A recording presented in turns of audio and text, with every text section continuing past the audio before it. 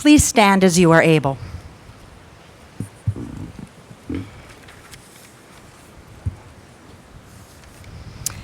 We begin this festive ceremony, O God, so grateful for this day, when as a college community, we pause to celebrate our students. We give thanks for each of them, and we welcome their families, friends, and our honored guests.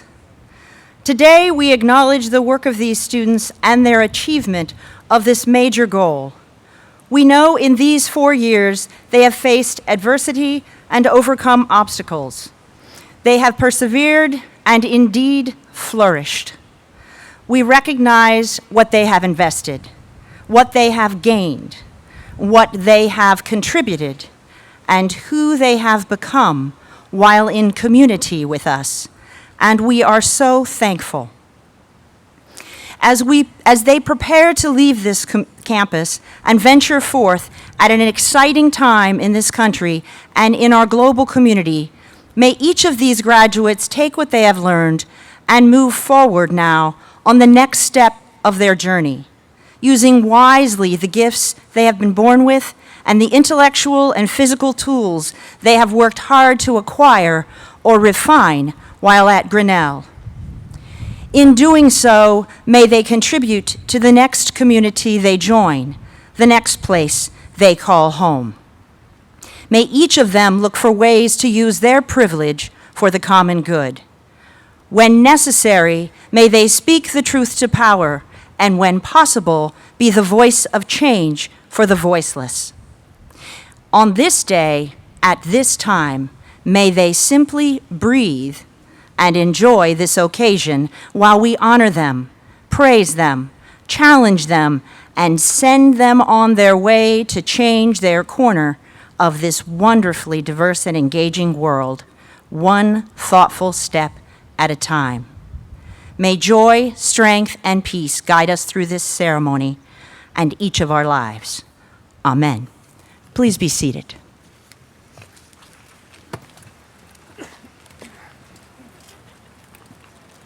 Ladies and gentlemen, it is my pleasure to present our 2016 commencement speaker, Zadie Smith, best-selling novelist, essayist, and professor of fiction.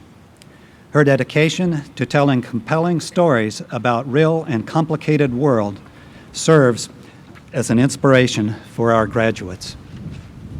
Please welcome Zadie Smith.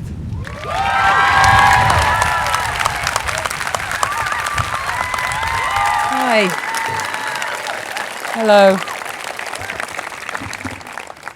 Welcome, graduating class of 2016, and congratulations.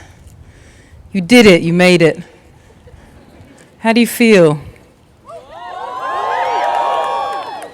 More importantly, what do you want? I remember what I wanted in your place back in 1997. I wanted very much to be a unique and special individual. I really thought that's what my graduation signified, that I had gone from being one of the many undifferentiated people to being one of the few, one who would have choices in life. After all, my father did not have many choices, and his father had none at all. But unlike them, I had gone to a university, so I was a special individual.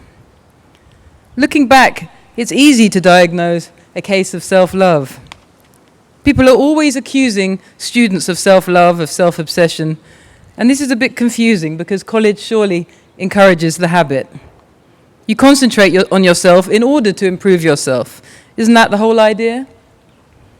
And out of this process, hopefully, emerge strikingly competent individuals with high self-esteem, prepared for personal achievement. When we graduate, though, things can get a little bit complicated. For how are we meant to think of this fabulous person we've taken so much care in creating? If university made me special, did that mean I was worth more than my father or more than his father before him? Did it mean I should expect more from life than they did? Did I deserve more? What does it really mean to be one of the few? Are the fruits of our education a sort of gift to be circulated generously through the world? Or are we to think of ourselves as pure commodity, on sale to the highest bidder. Well, let's be honest, you're probably feeling pulled in several directions right now, and that's perfectly natural. In the late 90s, the post-graduation dilemma was usually presented to us as a straight choice between working for banks or following our personal joy, as we used to say then. The comic extremity of the choice I now see was deliberate. It meant you didn't have to take it too seriously. And so we peeled off from each other. Some of us, many of us, joined the banks, but those that didn't had no special cause to pat themselves on the back. With rare exceptions, we all vigorously pursued self-interest, more or less. It wasn't a surprise. We'd been raised that way. Born in the 70s, we didn't live through austerity, didn't go to war like my father or his father. And for the most part, we didn't join large political or ideological movements. We simply inherited the advantages for which a previous generation had fought. And the thing so many of us feared, I realize now, was the idea of being subsumed back into the collective from which we'd come, of being returned to the world of the many, or doing any work at all in that world. In my case, this new attitude was particularly noticeable. I had examples of people who work with and for others close at hand. My own mother was a social worker, and her mother had been a hospital orderly. And in my rowdy, state-funded inner-city school, I had teachers who had themselves been educated at Cambridge University, the elite institution I'd later join. At the time, I confess, I didn't understand what they were doing in a school like mine, other than undervaluing themselves.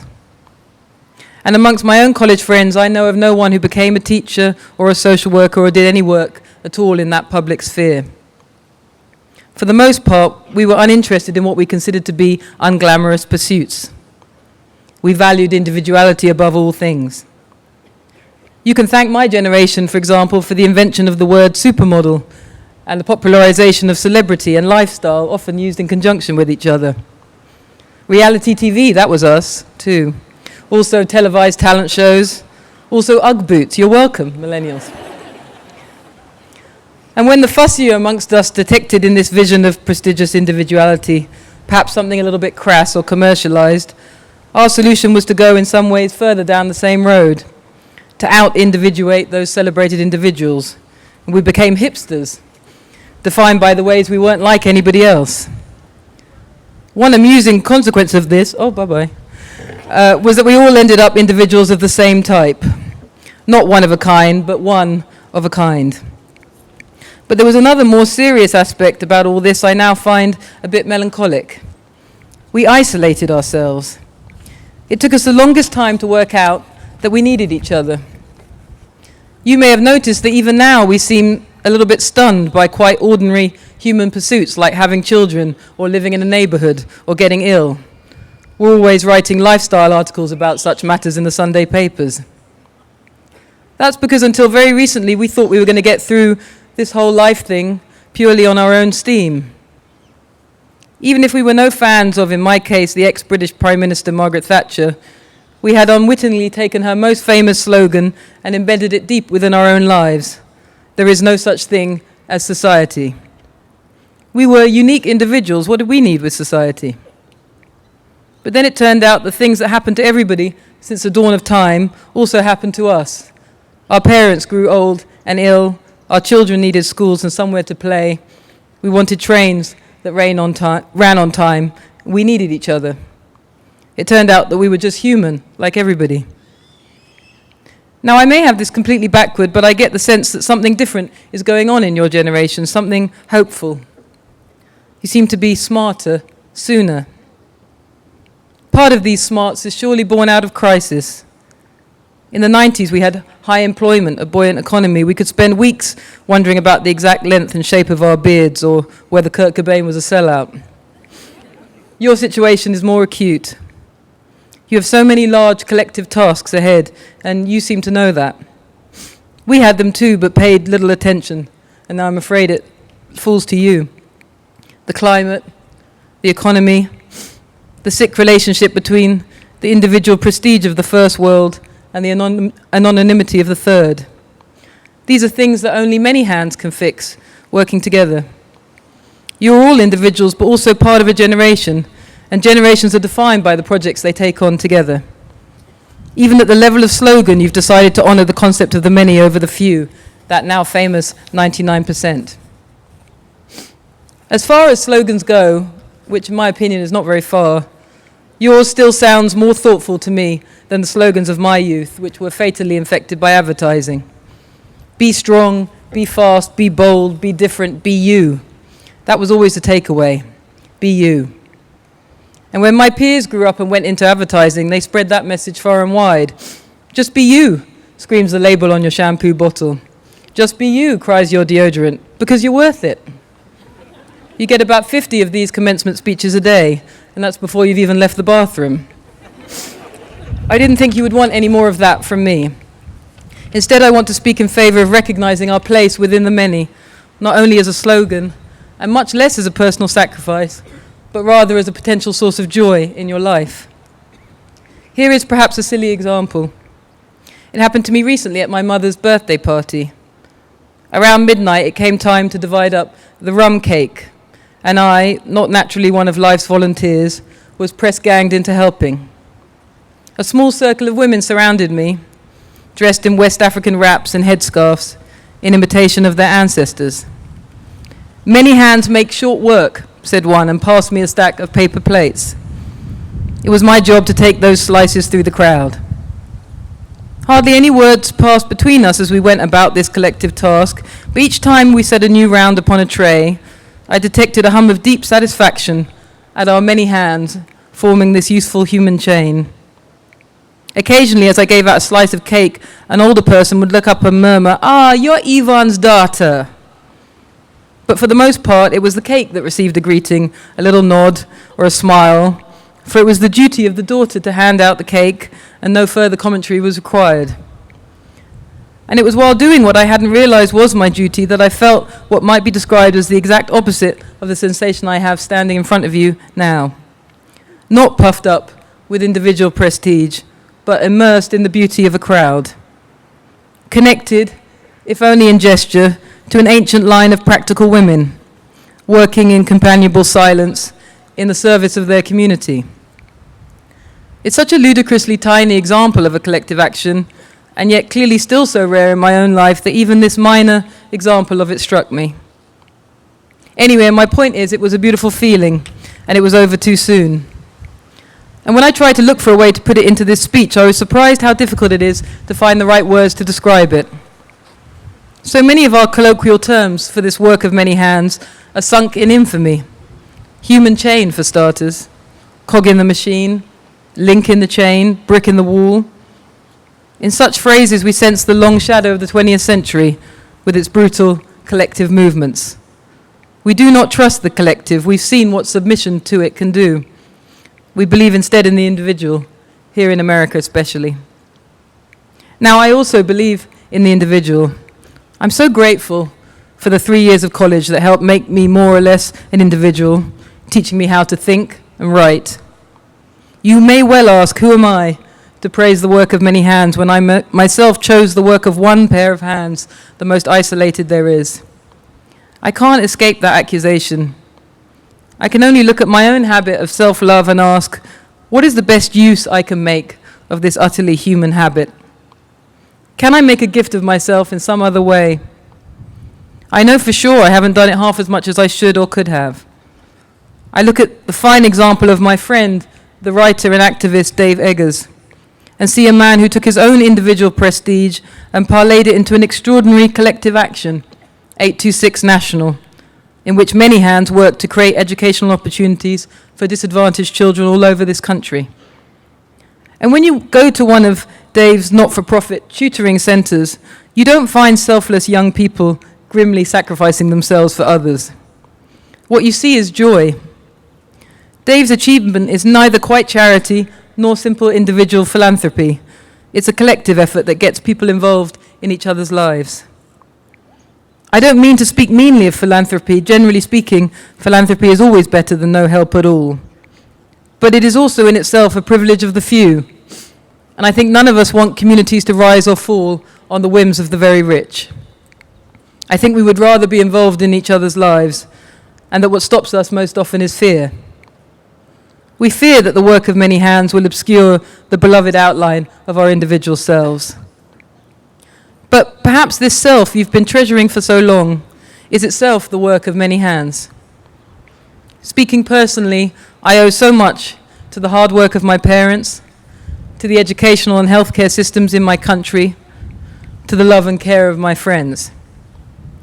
And even if one's individual prestige, such as it is, represents an entirely solo effort, the result of sheer hard work, does that everywhere and always mean you deserve the largest possible slice of pie?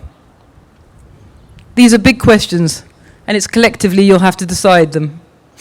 Everything from the remuneration of executives to the idea of the commons itself depends upon them. At the core is the question of what it really means to be the few and the many. Throughout your adult life, you're going to have a daily choice to throw your lot in with one or the other. And a lot of people, most people, even people without the luxury of your choices, are going to suggest to you over and over that only an idiot chooses to join the many when he could be one of the few. Only an idiot chooses public over private, shared over gated, communal over unique.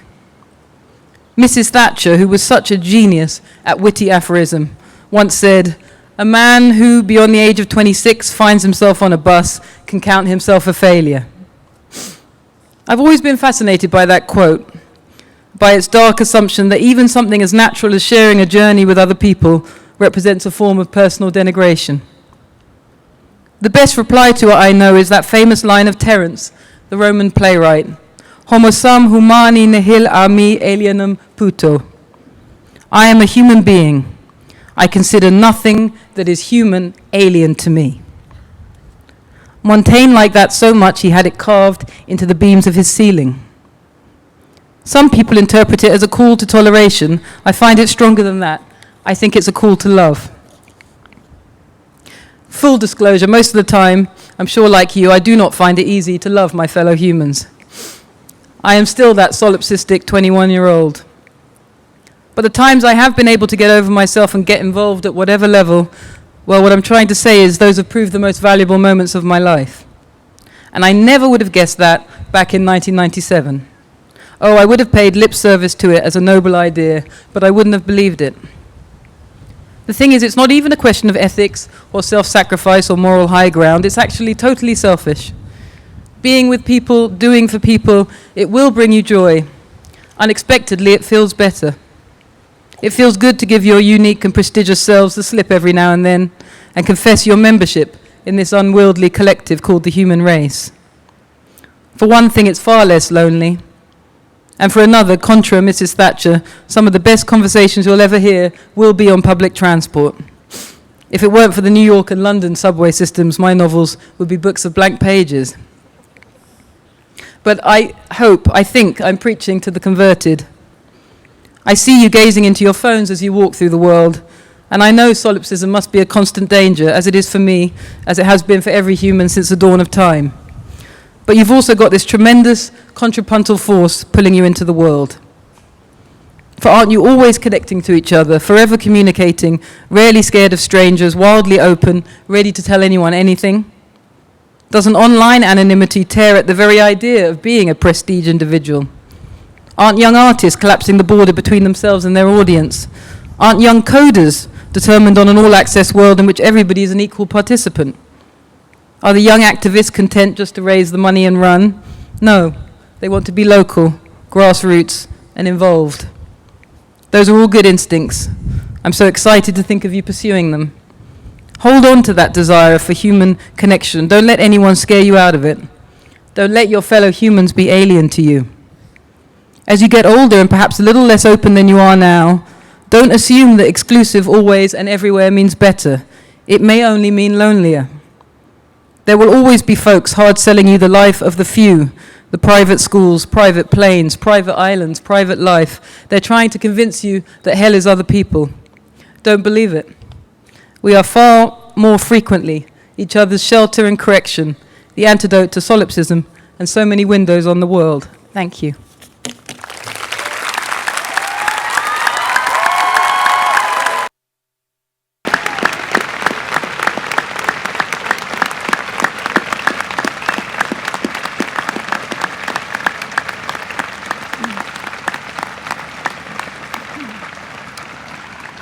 President Kington, it is my pleasure to present those persons of high accomplishment and distinction to whom the faculty and trustees of this college wish to accord honorary degrees. I have the honor to present Zadie Smith for the honorary degree of Doctor of Humane Letters.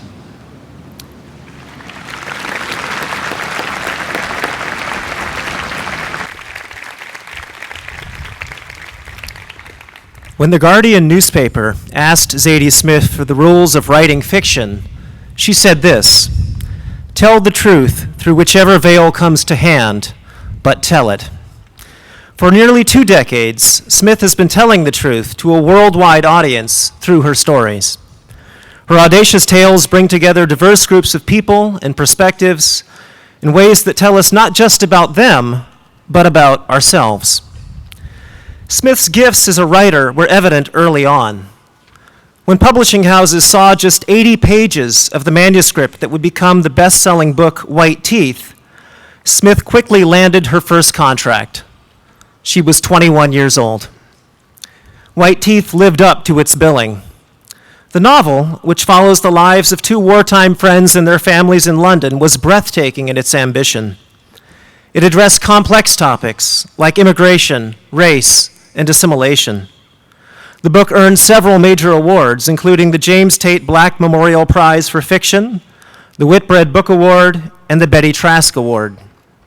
Her next novels, including The Autograph Man, On Beauty, and N.W., confirmed her as one of literature's brightest stars.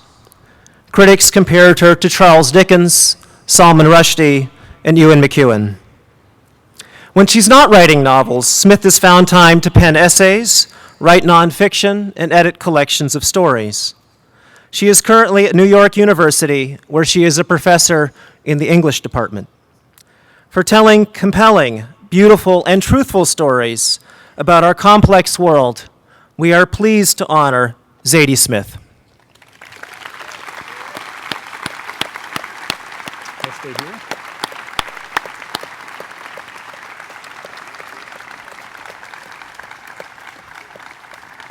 Zadie Smith, on recommendation of the faculty of this college and with the approval of the Board of Trustees, I admit you to the degree Doctor of Humane Letters honoris causa.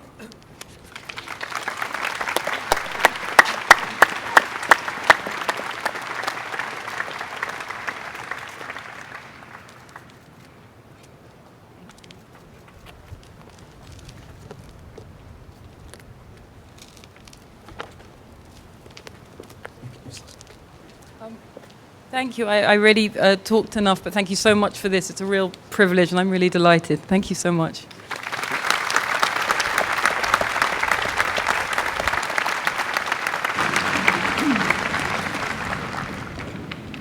President Kington, I have the honor to present Tom Cole of the class of 1971 for the honorary degree Doctor of Laws.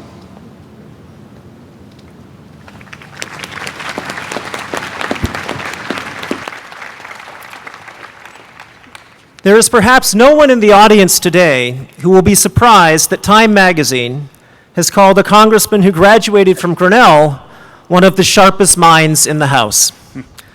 Tom Cole arrived in Washington, D.C. in 2002 as the Republican congressman for the 4th District of Oklahoma. Before his election to the United States Congress, he had served as a member of the Oklahoma State Senate and had been Oklahoma's Secretary of State. He is one of only 2 Native Americans currently in Congress. Cole is a recognized leader in promoting biomedical research. As chairman of the Appropriations Subcommittee on Labor, Health, and Human Services, Education, and related agencies, he advocated for and secured the largest boost for research funding at the National Institute of Health in a dozen years. This included a historic boost for Alzheimer's disease research. In the same subcommittee leadership role, Cole is a tireless advocate for early learning initiatives, including Head Start. And in 2015, he was honored by Head Start with its prestigious Lady Bird Johnson Award. He is a founding co-chair of the first ever bipartisan Congressional Pre-K Caucus launched this spring. Cole is a determined advocate for Native American issues. In 2004, he was inducted into the Chickasaw Hall of Fame. In 2007 and 2011, the National Congress of American Indians honored him with the Congressional Leadership Award.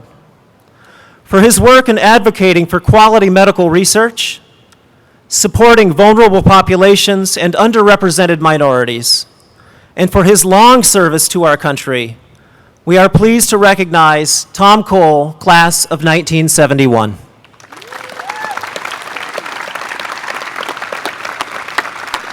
Tom Cole, on the recommendation of the faculty of this college and with the approval of the Board of Trustees, I admit you to the degree Doctor of Letters, Doctor of Laws, of course, honoris causa. Congratulations.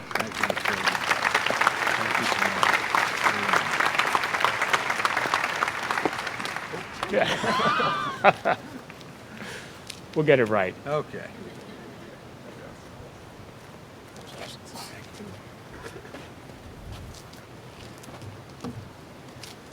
I must admit, when that term "sharpest mind in the house" was applied to me, I actually called the journalist, who was clearly a friend, and said, "Gosh, thanks a lot." And he said, "Don't get carried away, Tom. Look at the guys I'm comparing you with." And before I was in office, I used to be a pollster, so I keep a track on what the numbers are. I saw a poll recently. I looked at the rating for Congress, and the approval rating was 6%. You take out blood relatives and paid staff, there's not a lot left for you out there if you're in my business these days. So my remarks will be appropriately modest and short, given the unpopularity of the institution that I represent. But I want to begin by a little bit of nostalgia. I sat in where these students sat almost 45 years ago to the day. And at the end of that day, I left here with a degree and a wife who's here today, an absolute certainty as to what my future was going to be. I still have the degree. I'm still fortunate enough to have the wife, but nothing worked out like I intended it to be. I want to begin by thanking Grinnell in particular, not just for the honor, which of course is a wonderful thing to receive, but much more profoundly and importantly for me, for the Grinnell experience itself. Learned a lot of things in the 4 years that I was privileged to be here. The first one was tolerance. Now, Grinnell didn't change the way I thought, but it deepened my values and matured my judgment a great deal. And I needed tolerance. If you were a conservative on a liberal campus in the 1960s, believe me, you begged for tolerance. And fortunately, I got it. I got it from my classmates, I got it from my professors, I got it from wonderful staff. The second thing I learned here was diversity. Frankly, by being a conservative, I was sort of part of diversity myself. By being a Native American, where there were very few, I was part of diversity in that regard. And finally, most importantly for me, by being the first person in my family that had the privilege of a college education, that too was part of diversity at Grinnell. I have two pieces of relatively modest advice for those of you who are graduating today. The first one's personal, the second one is political. Now that I am entering what the great philosopher, football coach Barry Switzer likes to call the fourth quarter of my life, I look back a little bit and I think about the mistakes that I've made. But you know, the regrets that I have are almost all for things I didn't do rather than things I did. The opportunities I didn't seize, the chances I didn't take, frankly, the service in many cases I didn't render. And I will tell you, almost all of those mistakes came in one or two forms. Either first, I was afraid to take a risk, or second, I wouldn't take the time that it took to complete some worthwhile task. So I would urge you, when you confront something, be willing to run a risk. And frankly, be willing to take the time to see it through all the way to the end. The political advice is a little more complex. We live in an era of great political turmoil. And we live in an era where, frankly, our electorate is highly polarized. We live in divided government. We live in a period, frankly, where there's a great deal of debate and chaos and uncertainty. But We also live in a free society, in a society that allows choices. And the current environment that we're in is the kind of environment that zealots, ideologues, and demagogues can thrive in. And those kinds of people almost never get anything worthwhile done. While there's a lot of inflection points in American history, my own experience in public life has taught me that most lasting change, most progress is incremental and cumulative. As President Obama said recently at a wonderful commencement address at Howard University, which I would commend to you, in our system, you have to compromise even when you're 100% right. And that is true to make it work. So when you choose a leader, doesn't matter if they're on the left or the right, look for three qualities. First, choose an institutionalist. And by that, I mean simply somebody who believes in the institutions of the country, who believes in fair play, who believes in open elections, who believes in the public process, and who understands something about the institutions that they're going to try and lead. Second, pick a traditionalist. Not a traditionalist in the sense of traditional values, but somebody who understands the traditional values of the American people, which again is openness, fair play, free elections, full debate, popular decision. And finally, and it's terrible to say in this age, pick a pragmatist. In an era of divided government, I can assure you nobody is going to get everything that they want. Every political deal or personal deal or professional deal I was ever part of usually involves some sort of negotiation. And at the end of that negotiation, I always gave up more than I wanted and got less than I liked. It was always true for the person on the other side as well. So with that, I just simply wish you good luck, Godspeed. May your journey be interesting, as I'm sure it will. But more importantly, will you find the peace and the happiness at the end of this that I know each and every one of you deserves, and I hope each and every one of you achieves. Thank you.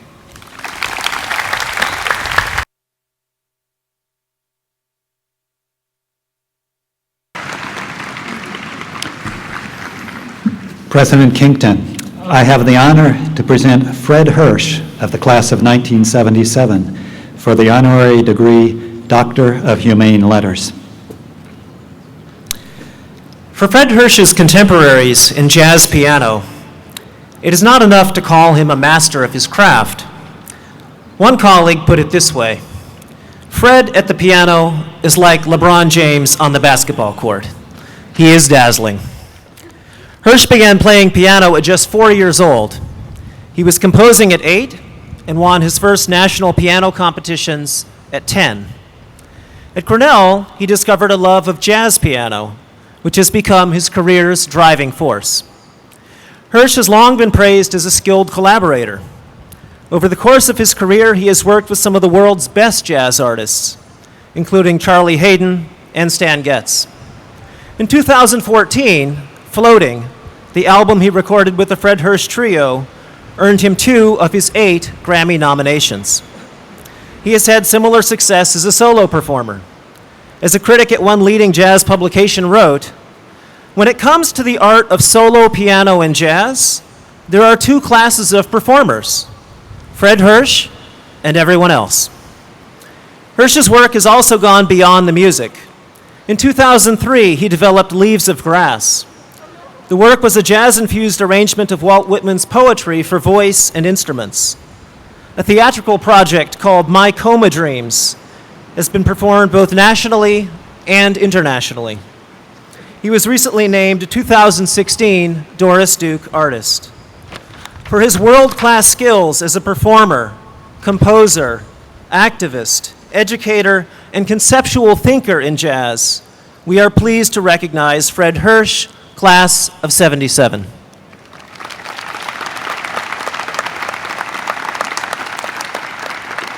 On the recommendation of the faculty of this college and with approval of the Board of Trustees, I hereby admit Fred Hirsch to the degree Doctor of Humane Letters honoris causa.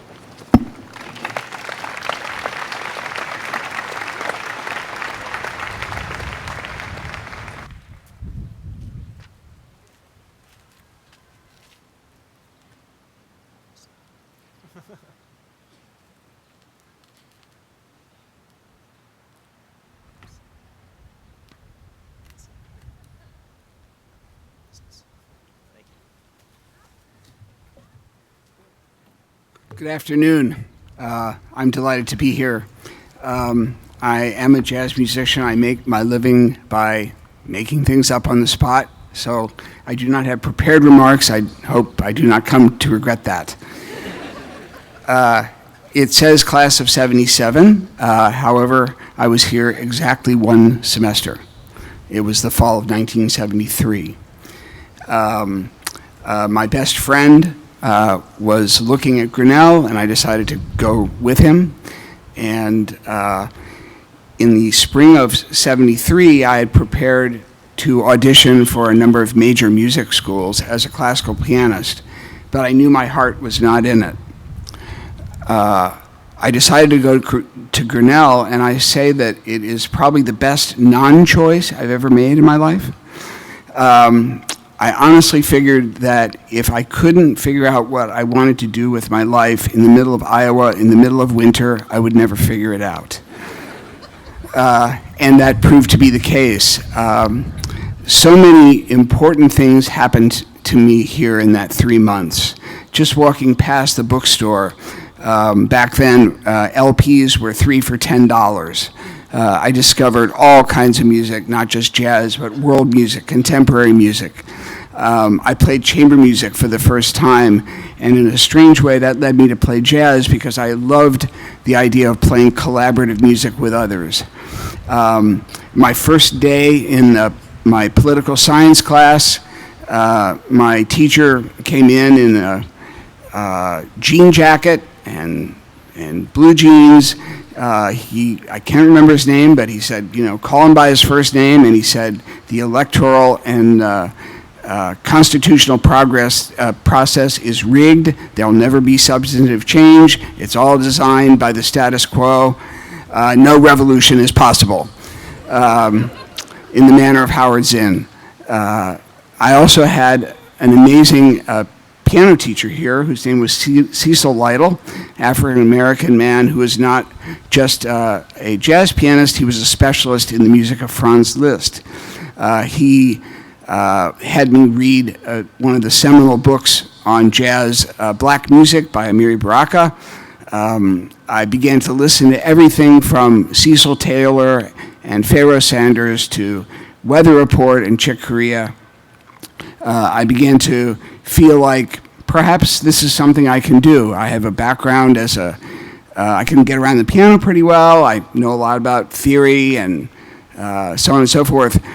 But another extremely important thing that happened to me was 1973, 1974 was the year of the energy crisis.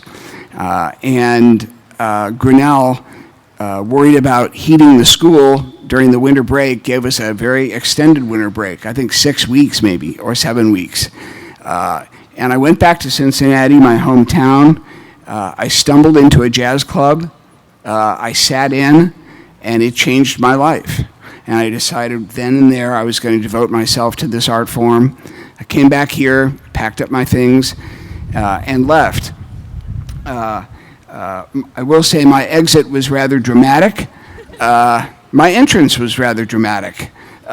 In August of 1973, I drove with my friend Ron from Cincinnati in a large rented station wagon with all of our possessions in it, stereos. Remember those stereos? And everything. And in those days, we did smoke pot. And we were rather stoned. And Ron was driving, and we were probably going 95 in a 70. And we were pulled over in Bloomington, Illinois, and I spent the night in jail. So I arrived to school a day late and in wretched shape, but was, of course, welcomed. Other things that happened to me is, for the first time, I saw 2 gay students walking through the campus holding hands. And this was 1973. It was very powerful for somebody coming from Cincinnati who knew he was gay and had never seen examples of this kind of behavior. And it was very, very affirming. As I said, my exit was rather dramatic as well. driving home in the winter of '73. There were 6 of us in a 1963 Buick Electra, which was one of the biggest cars ever made, and a dog. That's very important, the dog. And we went into a snowdrift, spent about 6 hours there, but we had the dog to keep us warm, and we also had a bottle of Jack Daniels. Anyway, I had the privilege of playing last year with my trio in Herrick Chapel. It was great to be back here for the first time since 1973. This is an extraordinary place. One more thing. I learned to drink coffee here. You have this beautiful Rosenfield Center. We have what was called the Forum, which was not quite as glamorous, but coffee was 10 cents for the first cup and 5 cents a refill. So for 25 cents, you could really get quite a little buzz, which is used for late night studying. Anyway, it's an extraordinary place, and I do have a sense of the kind of personal and high quality education that you have received. I wish all of you luck, have fun. As I get older, I've now turned 60. I realize that fun is a huge thing. Serious fun, I think, is a good motto. So I wish all of you the best in whatever you choose to do, and I'm super honored to be here today. Thank you very much.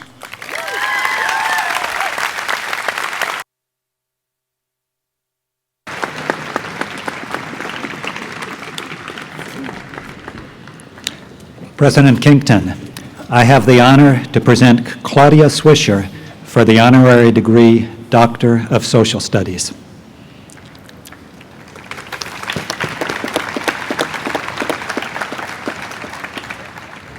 Many of the students who arrive in Claudia Swisher's Reading for Pleasure course don't just dislike reading, they loathe it.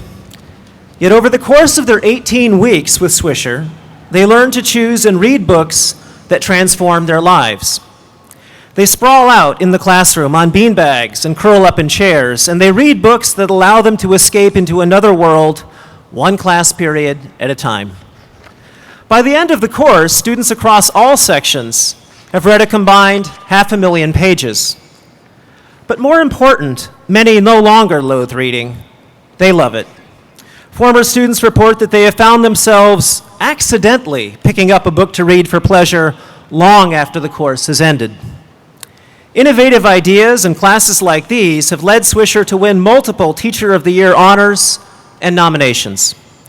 But she is remembered most often for the fierce love she has for all of her students. One student recalls the Friday blessing that Swisher says at the end of every week. It's Friday. Take care of yourself. Take care of each other. Buckle up. Hug a dad or a mother and tell someone you love them. The words stick and remind them of the importance of caring for themselves and for others. For her unwavering belief in the inherent worth of all of her students and the care she expresses for them not just as students but as people, we are pleased to recognize Claudia Swisher.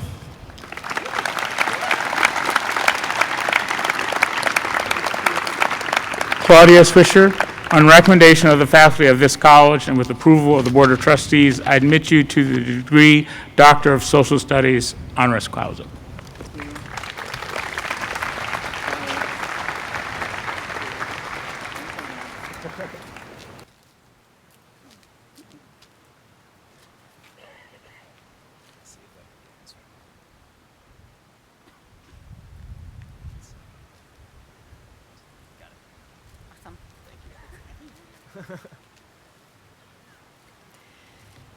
Thank you to President Kington, the Board of Trustees, the faculty of Grinnell, and the Honorary Degree Selection Committee for this recognition. Thank you to Rachel Bly and the conference operations staff for making arrangements, but most of all, thank you, Jennifer Joy, for making this invitation to return to Iowa and to participate in your graduation. My husband and I started our postgraduate careers just down the road in Iowa City. Those years were eventful. I taught at Clear Creek High School, where I learned to make connections with students and to be reflective and intentional. Our son started school in Iowa, and our daughter was born here. This state prepared us for our next adventure, which was Norman, Oklahoma. To return now, to be part of this graduation ceremony, to see Jennifer, to meet my very own U.S. Representative, Tom Cole, and listen to Zadie Smith is a thrill, and Jennifer made it happen.